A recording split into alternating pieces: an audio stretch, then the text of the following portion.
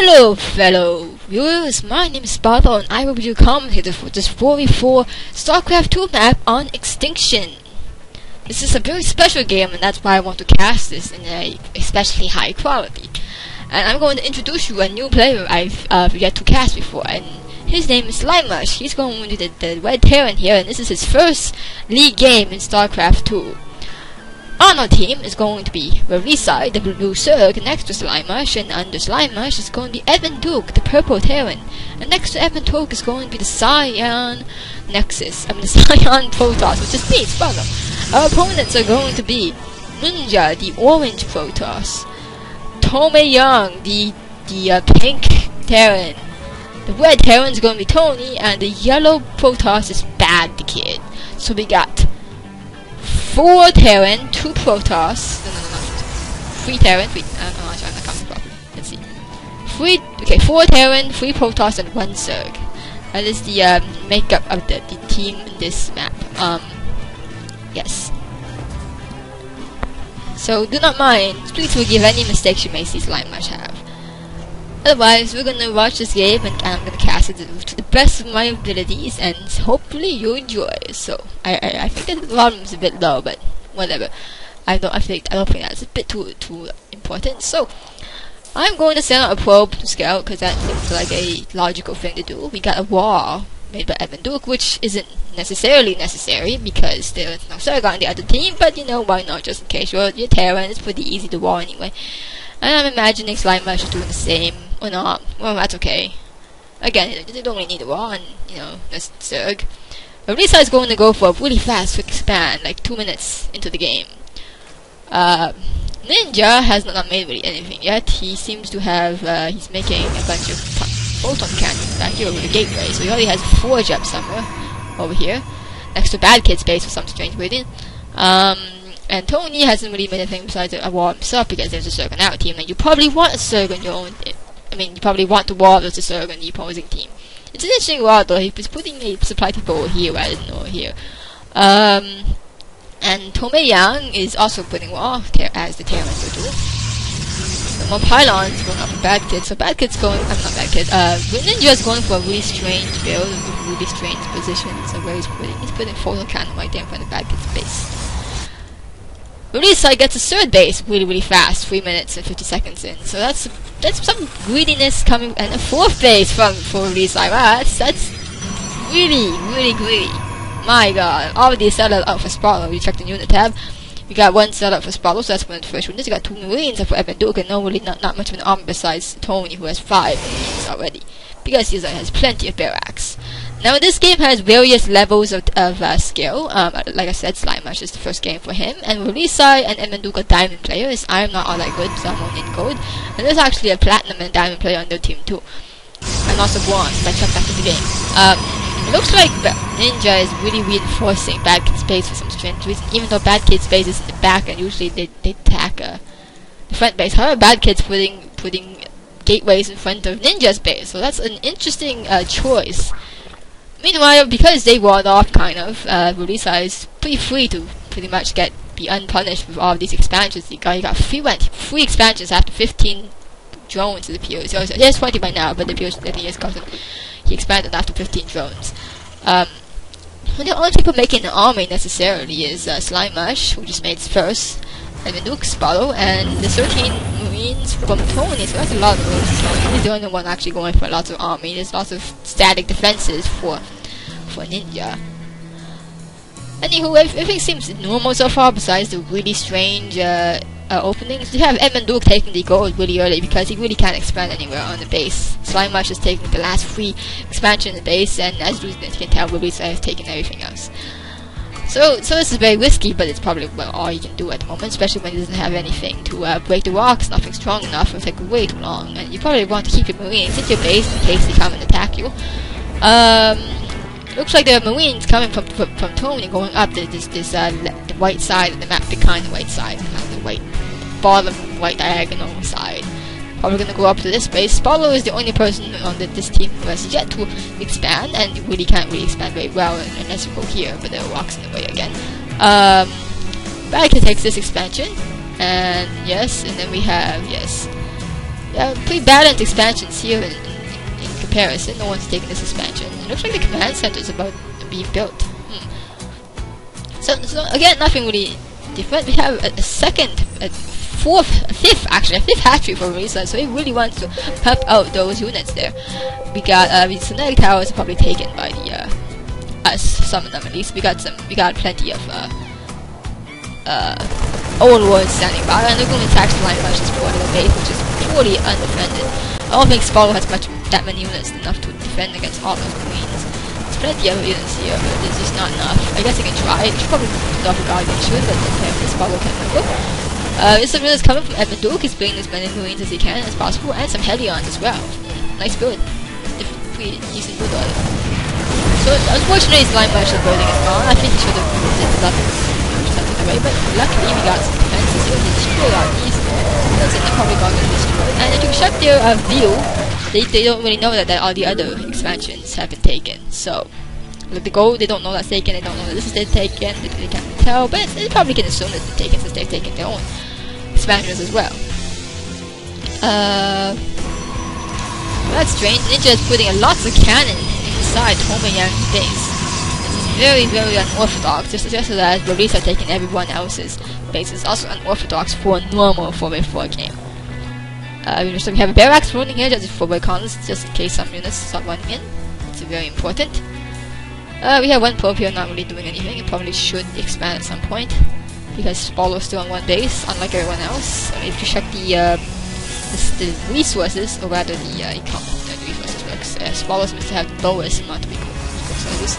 So 38 food was only 15 for Ninja, because Ninja is putting these fourth cannons all over the damn place. Now why are you doing this? I don't understand. Although at least Bad Kid has some sellouts. And yeah, there's cannons all over the place for Ninja. How many cannons does he have? It's just so many cannons. The amount of investments to cannons. You check the spending. You have lots of technology.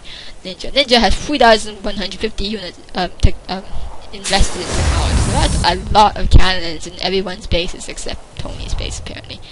So we don't know what's going on here either. I'm not sure why you need cannons in this base, but that's certainly what they're going to do.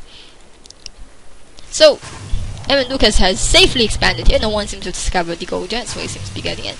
Spotto tries to take this gold. It might be a better idea to take this base because the ram's pointed in towards your base, but Spotto did not really realize. And Tony has taken this base, so if Tony just takes this Sunlight Tower, we're going to easily see Spotto's gold base. No attacks as I can tell yet. It's lots of marines marking the wards here on the bottom side of the map. And again, SlimeMush is repopulating his base. There's also a base back here that one of the Terrans can easily fly towards there as well. Although this one also hasn't been taken, but there's also a Terran on this side too. So it's pretty easy to grab that base at the moment. Not very hard. If you were a protoss or zerg, it'd be a little bit more difficult, but either way, a free, very safe base unless they have air when they come and eat your marines. At the moment, though, nothing really is happening. We got SCV, heading towards the gold base to keep populating this base. Spotto's base is getting destroyed by his marines, so that's unfortunate. There is no static defenses going on there. What is going on here? What on earth? Okay, this ninja person. I think I know why he put cannons all over this weakened base of his other units. He's killing all the SCVs here.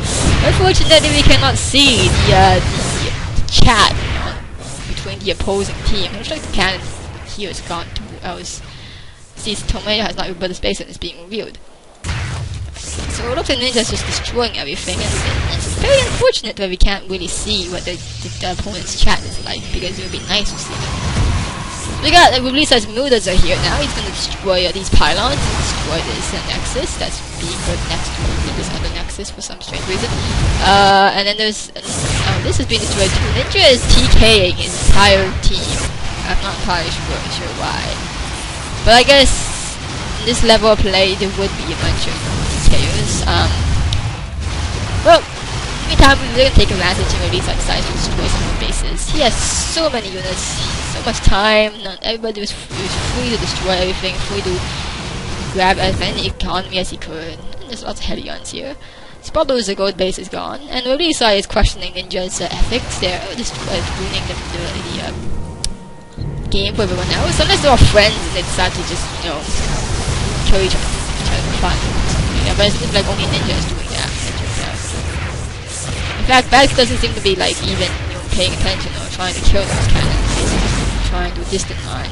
Because he puts his nexus over here.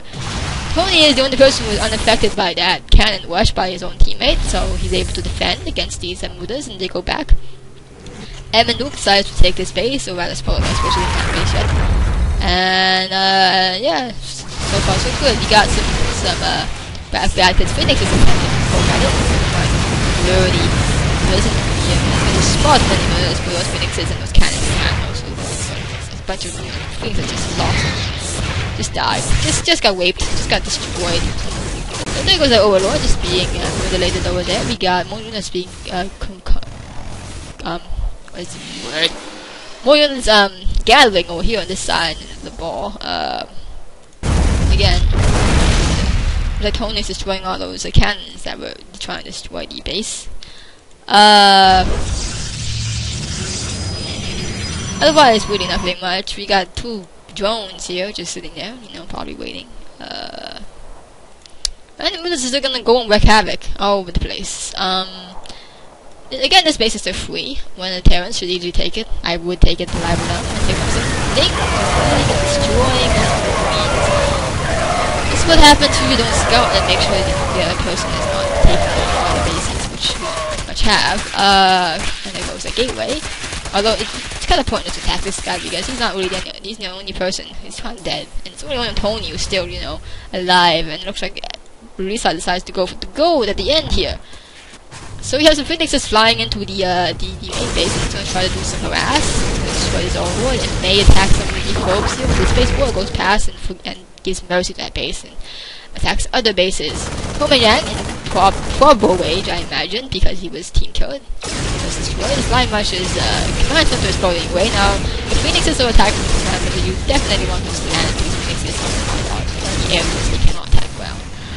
Meanwhile, we got more fours and such moving in. We have a bunch of hatcheries going up all over the map just for no reason. It's probably because Solus, or Verisi rather, has 5,000 unspent minerals and 3,800 gas because he has so many bases. Anyway, looks like those Phoenixes were taken care of, and this command center has survived. We have these things poking away at these units that were destroyed by these people that are still attacking their own base. And we have more mutas just flying around and probably destroy these units, and more lings, and just a huge amount of units just running in. The only person unaffected again is Tony with his mass marines.